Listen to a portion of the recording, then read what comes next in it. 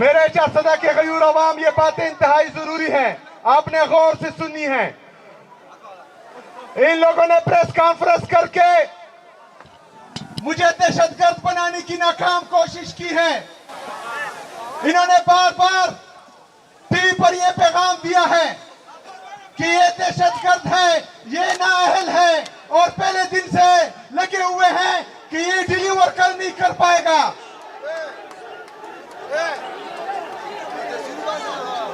ये डिलीवर नहीं कर पाएगा। ये बच्चा है, इसका एक्सपीरियंस नहीं है। पहले दिन से लेकर आज तक इमरान खान के विजन के मुताबिक मैंने तमाम फैसले किए हैं। मैंने वो फैसले किए हैं जो इमरान खान साहब के नजरिए के मुताबिक है। मैंने कहा है कि no military operation, drone attacks ना मंजूर, और वो तैयारों की बमबारी जिससे कोलेटरल डैमेज होता है वो हमें काबिल कबूल नहीं है। मैंने कहा है कि इंशाअल्लाह ताला हेल्थ में जिस तरह इमरान खान का विजन होगा वही फैसले होंगे, एजुकेशन में वही फैसले होंगे, ब्यूरोक्रेसी के लिए वही हिदायत होंगी जो इमरान खान कहते।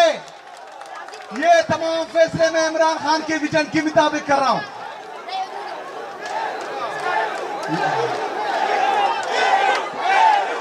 पख्तूनख्वा की खुशहाली पकारदा, इमरान खानी पकारदा। यार उसका अब इतना भी लेवल नहीं है कि उस पर मैं 1 मिनट तकरीर करूं। मेरे सदा के गयूर अवाम,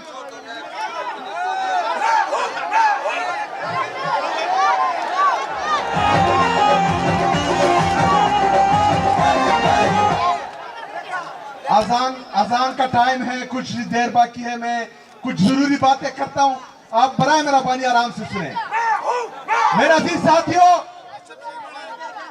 आपके तवज्जुह से पूरे पाकिस्तान को ये पैगाम देना चाह रहा हूं कि मैं इमरान खान के विजन के मुताबिक इंशाअल्लाह ताला तमाम इक़दाम करूंगा।